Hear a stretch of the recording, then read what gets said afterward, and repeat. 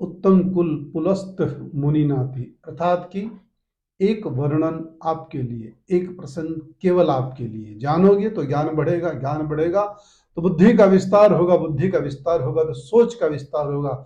अच्छा सोचोगे तो अच्छा पाओगे, क्योंकि छोटी सोच और पाँव की मोच कभी इंसान को आगे नहीं बढ़ने देती है। अच्छा सोचने के लिए अच्छी बुद्धि का आह्वान करना होगा। अच्छी बुद्धि भगवान से वरदान स्वरूप आपको मांगनी होगी। बुद्धि आ जाएगी तो भक्ति की ओर अपने आप अग्रसर हो जाओगे।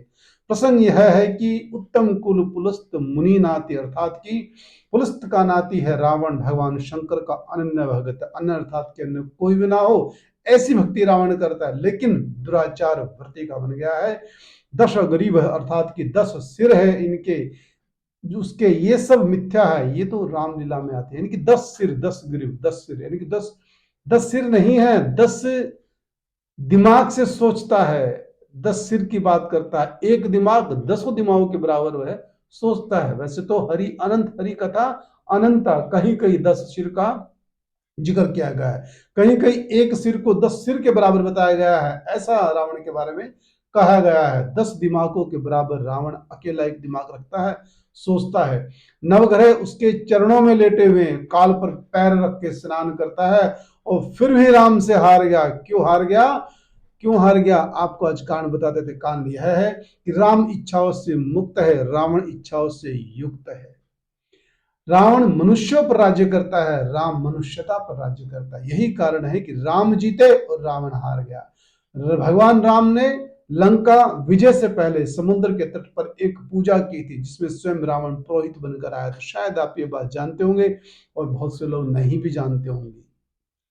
तो रावण उसमें पुरोहित बन के आया था। वह भगवान राम की उदारता थी कि राम ने स्वीकार किया कि रावण पुरोहित बन के आ सकता है, क्योंकि राम को जरूरत थी कि जो शिव पूजा को जानता हो, जो भगवान शिव की पूजा को पूरे विधि विधान से करवा दे। और राम ने रावण को पुरोहित के रूप में स्वीकार किया और रामेश्वर की स्थापना की। आजकल जो बातें चल रही है कि मंदिर अधूरा है अयोध्या में, इसलिए प्रतिष्ठा नहीं हो सकती, क्योंकि विधर्मियों के विचार है कि प्रतिष्ठा नहीं हो सकती क्योंकि मंदिर अधूरा है। अरे राम जी ने जब रामेश्वर की स्थापना की, शिवलिंग की स्थापना की, तो कौन सा मंदिर बना हुआ था? कौन सा शिखर बना हुआ था?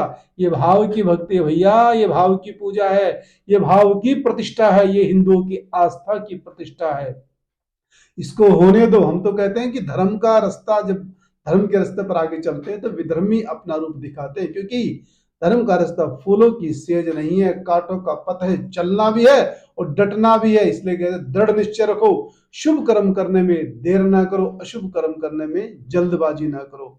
वो अपना काम कर रहे हैं, आप अपना काम करो। कहते हैं कि हवा का काम है चलना और दिए का काम है जलना। वह अपना काम करती है, हम अपना काम करते हैं। आप शुभ कर्म करते हो, आगे बढ़ते रहो, आगे बढ़ते रहो। और एक और प्रसंग साथ में आता है कि 12 वर्ष तक जो नींद व नारी का त्याग करेगा, वही मेघनाथ को मार सकता है, और कोई नहीं मार सकता। क्योंकि हर किसी का कार्य हर कोई नहीं कर सकता। हर कार्य करने के लिए भगवान ने, विधाता ने प्रत्येक को अलग अलग रोल दिया है। देखिए, रावण राम के हाथों मरना था, मेघनाथ लक्ष्मण के हाथों मरना था। मेघनाथ को वरदान मिला था कि जो 12 वर्ष तक नींद का त्याग करेगा, जो 12 वर्ष तक नारी का त्याग करेगा, वही लक्ष्मण को, वही मेघनाथ को मार सकता है। इसलिए लक्ष्मण के द्वारा मेघनाथ को मारेगा, क्योंकि लक्ष्मण में यह खूबियां थी। 12 वर्ष से नींद नारी जो त्यागेगा, इसके अलावा युद्ध करेगा, सो है मारा जावेगा। इसी के सत पर है वह जीवत मेघनाथ बलवान, सुन लीजिए स्वामी ये गुप्त कथा का ज्ञान। लक्ष्मण के अलावा मेघनाथ को कोई मार ही नहीं सकता है।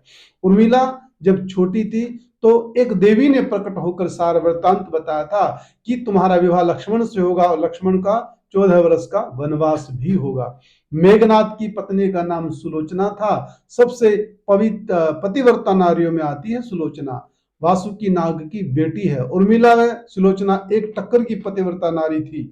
उर्मिला का पति धर्म के साथ था, सुलोचना का पति अधर्म के साथ था। या धर्म और अधर्म की लड़ाई हुई और धर्म की जीत हुई। सुलोचना चाहती तो लक्ष्मण को श्राप भी दे सकती थी। सुलोचना ने कहा मुझे लक्ष्मण से मिलना है। राम जी डर गए, कहीं सुलोचना भाई को श्राप न दे दे। वह देखना चाहती थी कि कैसे और किस शक्ति के बल पर उन्होंने मेरे पति को मार दिया है। माता सुलोचना जब दोनों भाइयों से मिली और बहुत देर तक सवाल जवाब हुआ तो सुलोचना ने कहा कि हाँ, यही है जो मेरे पति को मार सकता था, मेरे मेघनाथ को मार सकता है, क्योंकि ये चरित्रवान है दोनों भाई।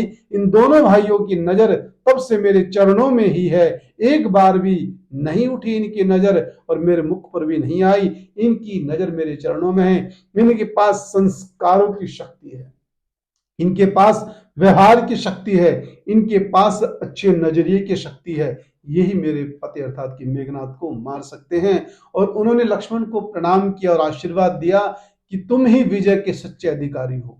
तो यहां बात किसकी हुई? संस्कार की हुई। यहां बात व्यवहार की हुई।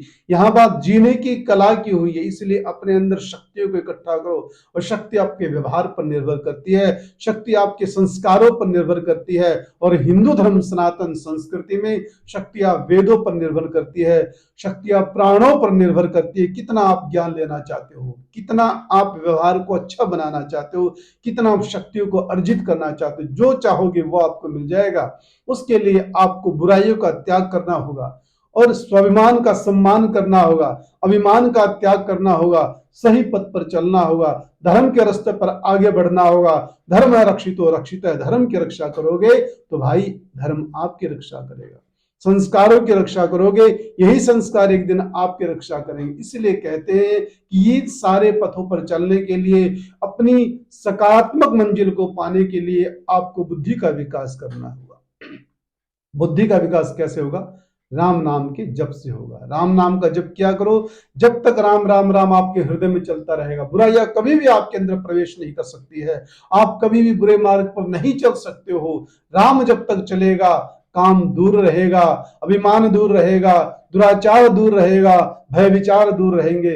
राम राम क्या करो, नाम की शक्ति बढ़ाओ, जप की शक्ति बढ़ाओ। आसन को जीतो, जितासन, आसन पर बैठना सीखो। कम से कम 24 मिनट के लिए आसन पर जरूर बैठा करो और राम नाम का जप किया करो। आज का विषय का निचोड़ यही है कि राम नाम का जप क्यों करे, कैसे करे और कितना करे, वो मैंने आपको इस प्रसंग के माध्यम से बताया है। आशा करूंगा कि आपको आज का प्रसंग अच्छा लगा होगा, और यह भी उम्मीद मुझे आप सबसे पूर्ण है कि आप इसका अनुसरण करेंगे और अनुसरण करके भक्ति को अवश्य ही प्राप्त कर लोगे। जय श्री राम, जय श्री कृष्णा, जय भारत माता, जय गौ माता, जय सनातन धर्म।